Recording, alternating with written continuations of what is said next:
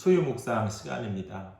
오늘도 수요 묵상으로 함께하는 모든 성도님들에게 주님의 은총이 가득하기를 소망합니다. 오늘은 죽이는 입 헤로디아라는 제목으로 말씀의 은혜를 나누겠습니다. 헤로디아의 이름의 뜻은 영웅의 딸이라는 뜻을 갖습니다. 헤로디아는 헤롯 대왕의 손녀였습니다. 헤로디아는 두 번의 결혼 생활을 하게 되는데 첫 번째 결혼은 그녀의 삼촌이었던 헤롯 빌립과 하게 됩니다. 그리고 헤롯 빌립과 이혼을 한 후 또 다른 삼촌이었던 헤롯 안티바스와 두 번째 결혼을 하게 됩니다. 이러한 이혼과 결혼의 목적은 왕위 계승을 위한 정치적이고 정략적인 결혼이었습니다. 이러한 모습을 보고 세례 요한은 모세의 율법, 즉 하나님의 말씀에 위배된다고 비난을 하게 됩니다. 이 비난을 통해 원한을 품었던 헤로디아는 결국 세례 요한의 목을 요구하게 되고 그 입을 통해 세례 요한은 죽게 됩니다. 그 후 헤로디아는 자신의 남편 헤롯 안티바스가 분봉 왕이 되지 못하자 길리아라는 곳으로 유배를 떠나게 되었고 거기서 생을 마감하게 됩니다. 오늘 본문에는 자신의 두 번째 결혼 생활을 비난하던 세례 요한의 처형을 요구하는 장면이 나오게 됩니다. 헤로디아는 헤롯 빌립과 사이에서 태어난 딸, 오늘 본문에는 나오지 않지만 많은 역사 자료들이 증언해주는 살로메라는 그 딸에게 춤을 추라고 합니다. 그 살로메는 헤롯 안티바스와 많은 사람들 앞에서 춤을 추었는데 이것은 그냥 춤을 춘 것이 아니라 당시 공주의 신분은 불가능했던 일입니다.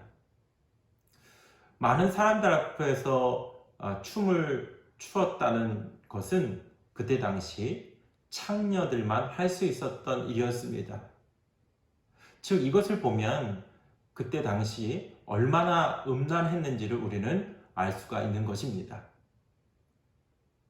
그래서 살로메의 춤을 보고 크게 감동한 헤롯 안티바스는 살로메에게 한 가지 소원을 이야기해 보라고 말합니다. 살로메는 어머니 헤로디아에게 가서 물으니 그 어머니 헤로디아는 세례 요한의 목을 달라고 요구하라고 시키게 됩니다. 결국 헤로디아의 그 입을 통해 세례 요한의 목은 쟁반에 담기게 되었고 결국 죽게 되었습니다. 이렇게 헤로디아는 그 마음속에 자신의 명예와 욕심을 위해서는 어떤 일이라도 하는 엄청나고 무서운 마음이 있었고 또 자신을 비난하던 세례 요한을 죽이는 입을 가진 무서운 여인이었습니다. 사랑하는 성도 여러분, 우리는 이 말씀을 통해 무엇을 얻을 수 있을까요?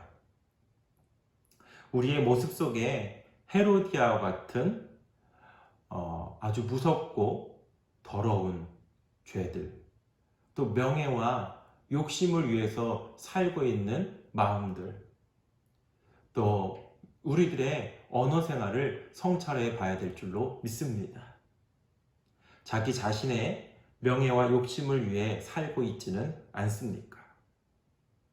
또한 우리의 입으로 따뜻하고 선한 말이 아니라 얼음장같이 차갑고 이웃을 모함하고 그 마음을 짓밟아 죽이는 말을 하고 있지는 않습니까?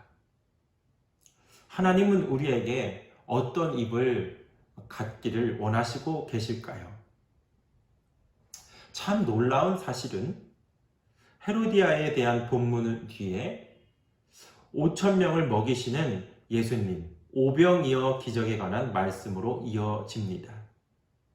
즉 헤로디아는 그 입으로 사람들을 죽이는 사람이었지만 예수님은 그 입으로 축복하시고 기도하시고 5,000명을 먹이고 살리는 분이라는 것을 우리에게 가르쳐 주십니다.